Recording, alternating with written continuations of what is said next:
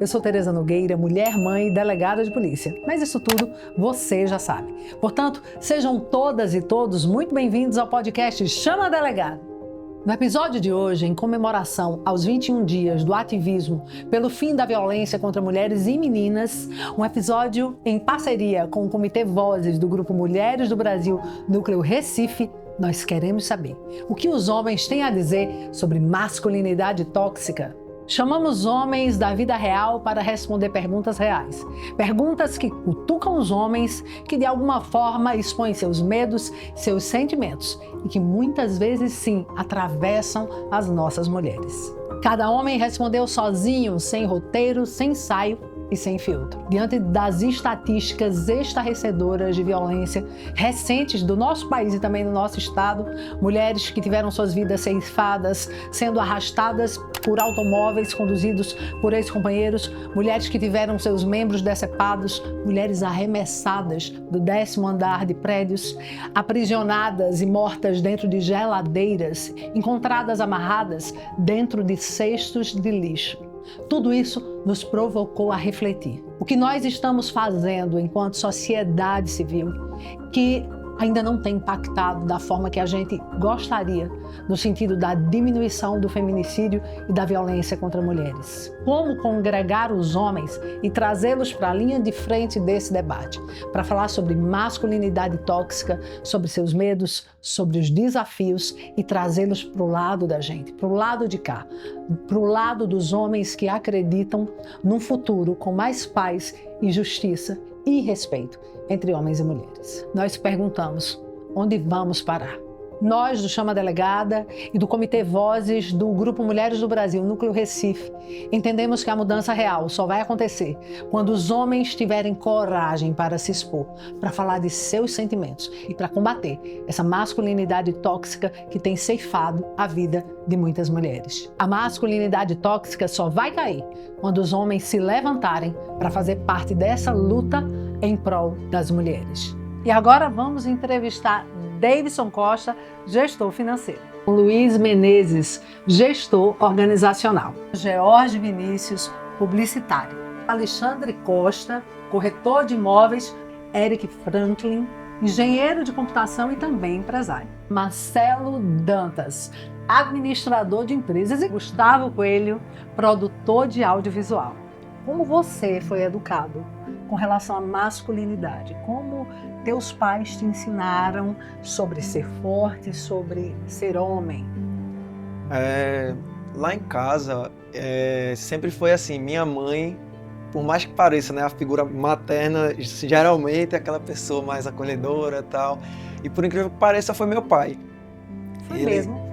E eu acho que eu sempre aprendi com ele a questão do respeito, né? Eu respeito a mulher, a minha mãe. E minha mãe era mais a parte, digamos assim, de regular, entendeu? E acabou que, não sei se para a sociedade esse papel invertido, acabou me fazendo uma pessoa mais tranquila, digamos assim. As questões de emoções, né? Homem não chora e aquilo, tudo. Eu tenho dificuldade na questão do choro, mas eu sou muito de apego emocional. Tanto que quando minha esposa ficou grávida, aí tem aquela pergunta, você quer que seja menino ou menina? Eu queria menina. Por conta da questão da proximidade, do apego e de meio que agradecer ao universo por minha mãe ter me tido, eu ter uma esposa maravilhosa e isso aí. Então, na verdade, você consegue expressar seu sentimento. Você não teve um bloqueio que veio dos pais, seu pai era um homem acolhedor, sua mãe era mais firme. Isso. Você considera que sua mãe era mais rígida mesmo? Sim, na questão de educação, sim. E a questão do meu pai, eu lembro que toda vez antes de dormir, mesmo ele não estando em casa, trabalhando, quando ele chegava, ele sempre ia no quarto dar um cheiro na cabeça minha e do meu irmão. E daí você vê que foi uma figura paterna que ensinou que você deve amar independente do gênero, da raça, da pessoa, amar a pessoa. Que bacana, então o teu pai não tinha bloqueios para poder manifestar as emoções e os sentimentos dele? Não. Ele foi educado assim também? Eu não sei te falar, porque Porque assim, apesar de ter muito contato com minha avó materna, ou paterna, né? Eu não sei como foi a educação dele em relação a isso. E sua mãe, que era mais rígida, como você disse, a educação dela também foi mais rígida? Você tem esse conhecimento? Sim, ela veio de uma família que veio do interior, né? Meu avô e minha avó moravam em Bom Jardim, ela é natural de lá, e vieram para São Lourenço da Mata. E aí, eu acho que essa cultura mais interiorana, mais rígida, ela absorveu mais. E sua mãe? Você cresceu com sua mãe trabalhando ou só seu pai trabalhava fora? Sua mãe trabalhava em casa? Isso, minha mãe sempre foi do lar, trabalhava em casa, e meu pai que trabalhava fora, né? Minha educação foi muito tradicional, fui criado num colégio católico, mas em casa também eu tive uma figura paterna que não se abria, muito pelo contrário, ele sempre era muito reservado, e uma mãe que, apesar de ser uma figura feminina muito forte, ela também tinha uma questão muito interior, ela também não era de se abrir emocionalmente. Ela foi uma referência como uma mulher que saiu de casa para trabalhar, para ser uma grande mulher, mas em relação à questão de sentimento, de a gente poder se expressar e facilitar isso, por ver no meu pai, na minha mãe, posso dizer que eu não tive tanto, tive muito mais para que eu pareça dentro do círculo de amizade. E como você enfrentou isso ao longo da tua adolescência? Você considera que na infância você era um menino muito fechado? Na adolescência você começou a se comunicar um pouco mais? Como foi isso? Como foi hoje ser o Luiz que você é? Eu tive muita sorte, eu acho, porque eu não tinha facilidade de me abrir em casa, mas eu tive facilidade de me abrir com os amigos. E esses amigos... Amigos homens? Amigos homens, por que eu pareça. Eu acho que a gente participou de um cenário na década de 90, onde que foi meio que permitido por um breve momento ter essa liberdade. Meio que a gente veio de um momento onde que os anos 80 ainda era muito colorido, e nos anos 90 a gente teve uma brecha ali, onde que também teve esse colorido. E posso dizer que dentro do meu círculo de amizade, eu acho que todos tiveram essa possibilidade de se abrir. Claro, um mais difícil do que o outro, muito machismo ainda imperava, porque a gente, querendo ou não, mora no Recife, no Nordeste, mas eu posso dizer que eu tive figuras como minha mãe, que mostrou realmente figuras femininas importantes, de referência, e também tive amizades que mostraram que a questão da expressão do sentimento, de poder falar sobre ele, era algo possível e valoroso, no sentido de que era importante compartilhar, que ali se ganhava confiança ao mesmo tempo que você dava confiança de compartilhar as coisas que viam. Eu imagino que a forma que cada família trata homens e mulheres, ela é muito particular da história dos próprios pais. Então, quando você fala de como é que a gente foi educado, né? Eu fui educado com frases do tipo, homem não chora, né? Engole esse choro. E aí você começa a aprender a reprimir um sentimento e que em algum momento ele vai vir para fora, talvez de maneira desordenada, e acaba trazendo alguns prejuízos. Eu lembro que o meu pai, eu vim dar um beijo no meu pai, eu acho que eu tinha já 35 anos, mais ou menos. Beijo, de dar um beijo, assim, de abraçar meu pai e poder dar um beijo na testa dele. E eu lembro que a primeira reação dele foi assim, o que é isso que você tá fazendo? Tipo, tá louco? Tá maluco? Né? Porque lá em casa não tinha esse acolhimento de pai e mãe. Pai e mãe existe como uma função mais operacional do que necessariamente afetiva. Então eu cresci nessa realidade. Então frases como eu te amo, por exemplo. Eu não tenho lembrança de ter ouvido isso do meu pai, mas eu não tenho dúvida que ele me amava, né? Ele já faleceu, a minha mãe está viva ainda, mas eu também não tenho lembrança de ter ouvido isso da minha mãe. Mas eu tenho certeza que ela me ama. Mas a forma de demonstrar isso é muito particular de cada família. Então, eu imagino que minha mãe demonstra isso quando eu chego na casa dela e ela oferece um pedaço de bolo. Ah, meu filho, toma aqui um pedaço de bolo. Já faz comeu? O bolo que você gosta. Faz o bolo que eu gosto. Então, são formas de demonstrar. Mas nem todo mundo processa ou tem essa sensibilidade de entender que aquilo é uma demonstração de amor e tenta suprir essa necessidade. Então, eu acredito que exige uma maturidade que muitas vezes o homem ele não está preparado para lidar com isso. E aí você se sente sozinho ou você vai se sentir vulnerável, e esse sentimento ele precisa ser, de certa forma, suprimido, porque a sociedade exige que o homem seja forte, o homem não chora, o homem tem que demonstrar coragem o tempo todo, mas por trás existe uma estrutura frágil que precisa ser acolhida em algum momento e que precisa ser endereçada. E quem de repente não sabe lidar com ela, acaba endereçando ela de maneira errada. Você acha que você também passou por isso? Você suprimiu seus sentimentos? Em algum momento você percebeu isso e desenvolveu alguma forma de colocar esses sentimentos para fora? Olha, eu levei muito tempo para entender que o sentimento existia. Na minha cabeça é como se o sentimento nem existisse. Então eu acho que quando eu fui ficando na vida adulta, foi que eu comecei a entender, olhando famílias diferentes da minha, eu olhava e dizia assim, poxa, aqui é diferente. Aqui nessa casa é diferente do lado de casa. As pessoas aqui se tratam, se abraçam, se beijam e falam e conversam. Tipo, conversa de pai e filho, por exemplo, eu não tenho lembrança de ter uma conversa com meu pai de pai e filho. Eu acho que quando eu fui fazer vestibular, talvez teve uma conversa do tipo assim, que horas é a hora da prova? E eu disse, 7 horas, tá bom, eu vou levar você lá. Tipo assim, coisa desse tipo. Mas sentar e conversar... Isso já era o auge. Já era o auge. Tipo assim, meu pai conversar. E com minha mãe, eu acho que ela sempre conversou, mas de um jeito muito mais espiritual. Eu acho que minha mãe sempre trouxe essa pegada mais religiosa, quando ela queria trazer um tema. E nem sempre é a melhor forma, em muitos temas, de você tratar. Às vezes você quer uma visão um pouco mais objetiva e você tratar de maneira religiosa todos os assuntos não dá. Então, com certeza, eu tive sentimentos que eu não sabia que existiam. Quando eu fiquei adulto, eu passei a entender que existia. Eu passei a entender que alguns comportamentos meus refletiam aquele tipo eu vou chamar de bloqueio, tá? E que só com o processo terapêutico foi que eu comecei a entender que existiam outras formas de lidar com aquelas emoções que tinham sido reprimidas. Pra gente, o ser homem era sempre ser aquela coisa meio brusca, né? Aquela coisa de não expressar tantos sentimentos e sabe inibir muita coisa, né? Então, também a gente era uma geração que apanhava, esse tipo de coisa. Então, eu acho que hoje existe uma liberdade maior em relação a isso. Não em todos os casos, que a gente sabe que não é, né? Mas eu acho que se expressar, assim, talvez hoje seja até mais fácil, assim, sabe? Talvez até mais aceito, né? Não em todos os casos, porque a gente também vê problemas seríssimos em relação a isso, né?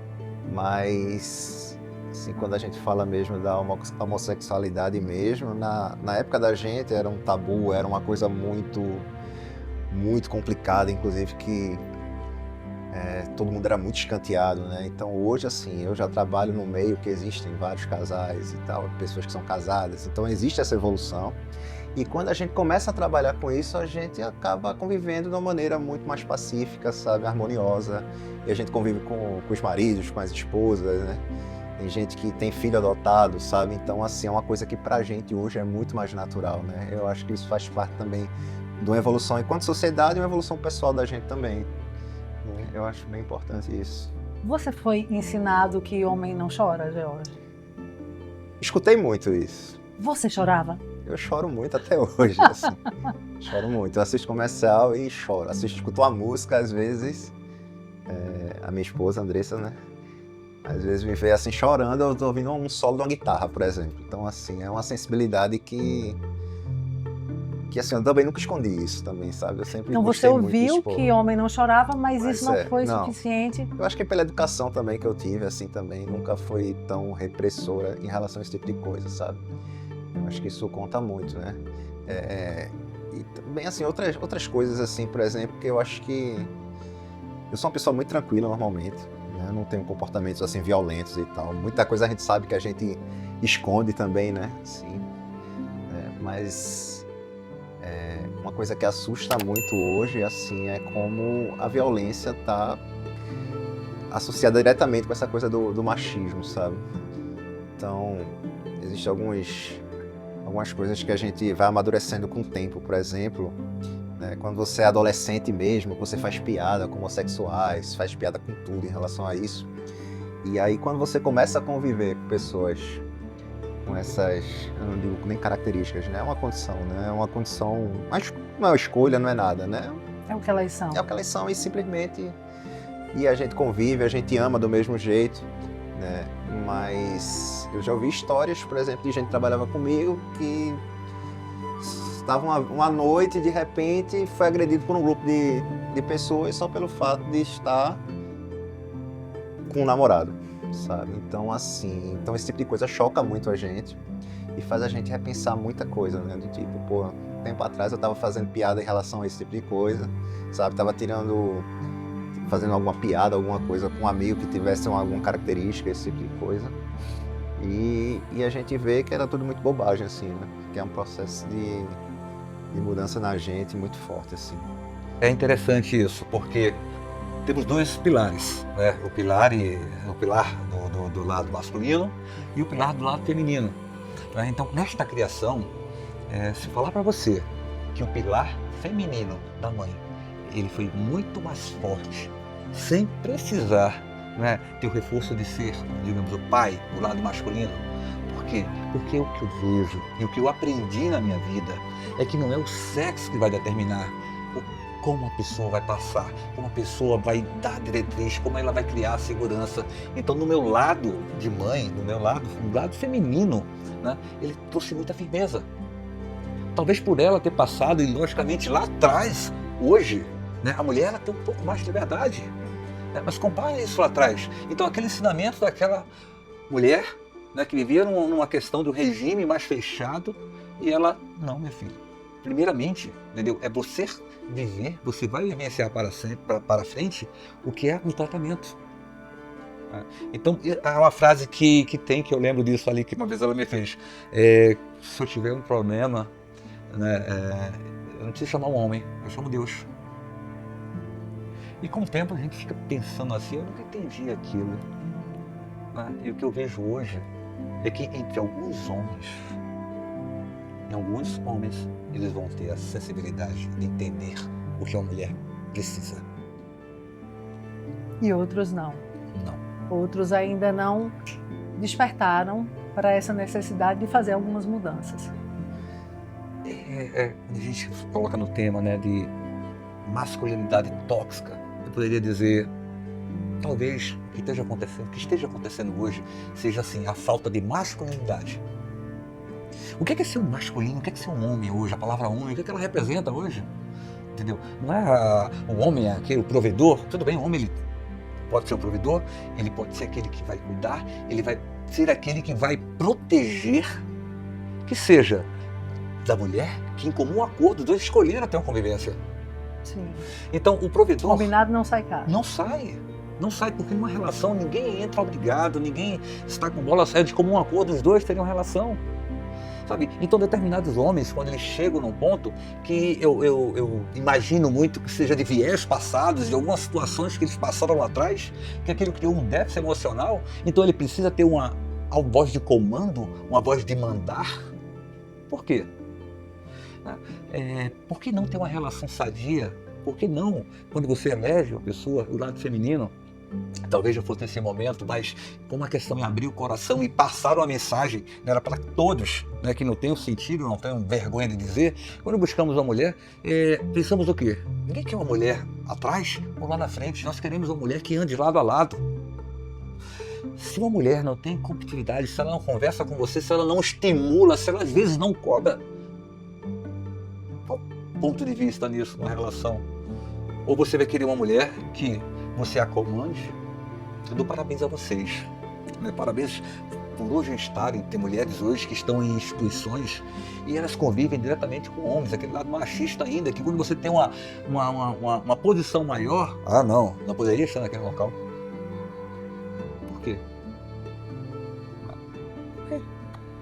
Se tem mulher que tem capacidade, se tem mulher que ela tem a fortaleza, mas o que acontece? Você pode ter um exemplo seu, você é uma delegada, você trata com diversas situações, certo? Como temos hoje mulheres que podem ser de um órgão militar. Mas o principal de tudo isso, que não devemos nunca esquecer, é que existe um lado feminino, um lado frágil, um lado do abraço, um lado da proteção. Bom, eu tive uma mãe que foi um exemplo, né, na minha vida, que foi uma das mulheres mais fortes que eu já conheci. Ela também, delegada, foi muito tempo delegada da mulher também. E foi com ela que eu aprendi as primeiras lições, digamos, legais de o que seria a proteção da mulher. Isso falando juridicamente. Mas a proteção da mulher, ela não está no Código Penal, ela está dentro das pessoas, né? Assim, os homens é que, como a gente tem a força física muito maior do que a mulher, a gente não pode se aproveitar disso para querer impor nossas vontades.